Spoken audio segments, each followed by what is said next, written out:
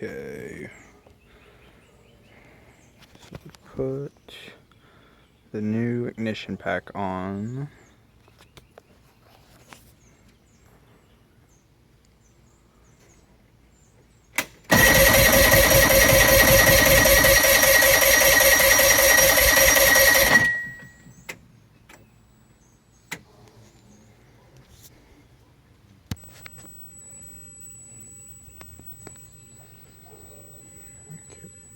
So I took the wire off, like the paper says.